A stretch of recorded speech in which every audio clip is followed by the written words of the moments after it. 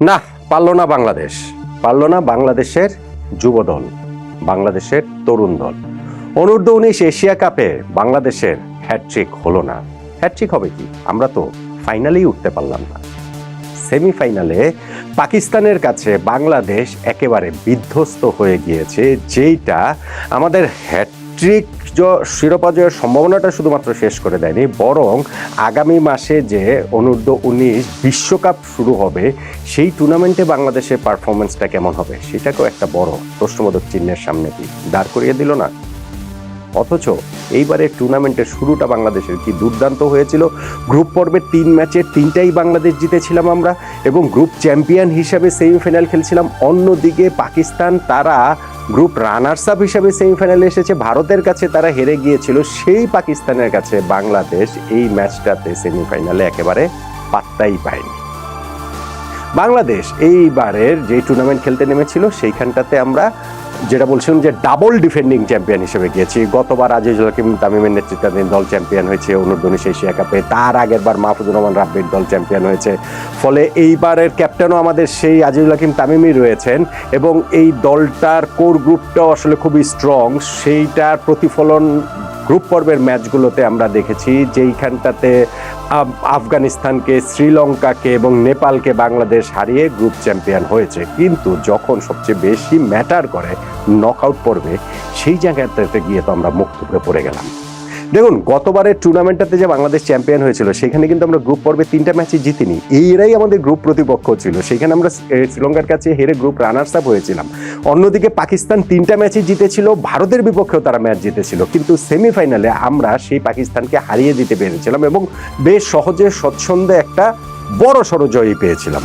কিন্তু এইবার যখন আমরা গ্রুপ চ্যাম্পিয়ন হিসেবে সেমিফাইনাল খেলাম, পাকিস্তান গ্রুপ রানার্স আপ হিসেবে আসলো, সেখানটাতে আমরা ভালো করতে পারলাম না, মোটেই ভালো করতে পারলাম না। এবং এই জায়গাটাতে আমাদের ব্যাটিংটা দায় সবচেয়ে বেশি, নিঃসন্দেহে। বৃষ্টির বাগড়ায় ম্যাচটা কমে এসেছিল 27 ওভার প্রতি ইনিংস। বাংলাদেশের শুরুটা যে খুব ভালো হয়েছে তা না, স্পেশালি জাওয়াদ আবরারের উইকেট হারানোটা বাংলাদেশের জন্য একটা সেটব্যাক। কেননা এই টুর্নামেন্টে তিনি খুব ভালো খেলছেন, টপ অর্ডার থেকে সেই সাপোর্টটা রেগুলার তিনি দিচ্ছেন। তারপরে তো 12 ওভার শেষে বাংলাদেশ 2 উইকেটে 55 রানে পৌঁছে গিয়েছিল। কিন্তু সেইখান থেকে 100 হওয়ার আগেই আমাদের 7-7টা উইকেট চলে যাবে। ওই যে আজিজুল হাকিম তামিমের উইকেটেই যেই ধসের শুরুটা হবে, সেই ধসটা আমরা আর কোনোভাবেই ঠেকাতে পারবো না। আমাদের পুরো ইনিংসে কেবলমাত্র ওপেনার রিপন বেগ 15 রান না 14 রান করেছেন, আজিজুল হাকিম তামিমের 20 রান, এবং 8 নম্বরে যিনি নেমেছেন সেইখানে সামিউনের ওইখানটাতে 33 রানের একটা ইনিংস। এই 3 জনই শুধুমাত্র ডাবল ফিগারে গিয়েছেন। ফলে বাংলাদেশ ওই 27 ওভারে নেমে আসা ম্যাচ ইনিংসটাতেও আমরা পুরো 27 ওভারও খেলতে পারিনি। 26.3 ওভারে বাংলাদেশ 121 রানে অল আউট হয়ে যায়।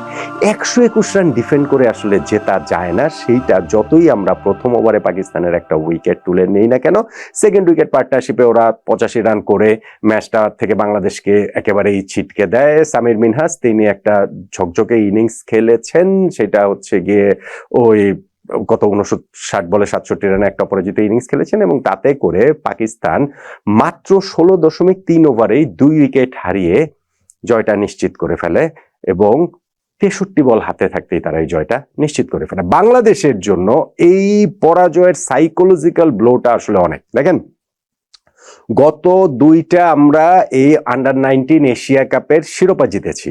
গতবারের পর তো আর ওয়ার্ল্ড কাপ হয়নি, কিন্তু ধরেন ওই যে 2023-এ যে আমরা জিতেছিলাম, তারপরে যে ওয়ার্ল্ড কাপ খেলতে গিয়েছিলাম, সেই ওয়ার্ল্ড কাপে কিন্তু আমরা আসলে ভালো করতে পারিনি। বাংলাদেশ ভালো করতে পারেনি। বাংলাদেশ যে ভারত পাকিস্তানকে পেছনে ফেলে এশিয়া কাপ জিতেছে, সেই ভারত পাকিস্তান এই আন্ডার-19 ওয়ার্ল্ড কাপের সেমিফাইনালে উঠে গেছিল, ভারত তো ফাইনালেও উঠেছিল। বাংলাদেশ কিন্তু সেমির আগেই আমরা বিদায় নিয়ে নিয়েছিলাম। সেইখানটাতে এইবার আমরা এই অনূর্ধ্ব-19 এশিয়া কাপের সেমিফাইনালে আমরা যেভাবে বিদায়টা নিলাম, তাতে করে যে আগামী 15ই জানুয়ারি থেকে আগামী বছরের যে আন্ডার-19 ওয়ার্ল্ড কাপটা হবে জিম্বাবুয়ে এবং কেনিয়াতে, যেখানে আমাদের গ্রুপ পর্বের ম্যাচগুলো জিম্বাবুয়েতেই হবে।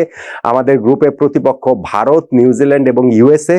হয়তো এইটা থেকে আমাদের পরের রাউন্ডে যাওয়াটা খুব একটা কঠিন নাও হতে পারে, না হওয়ারই কথা, কারণ এই 4 দলের মধ্যে 3টা দলই সুপার 6 পর্বে যাবে। কিন্তু সেইখানটাতে গিয়ে আমরা আসলে কি করব? বাংলাদেশের এই টিমটা আসলে কি করবে।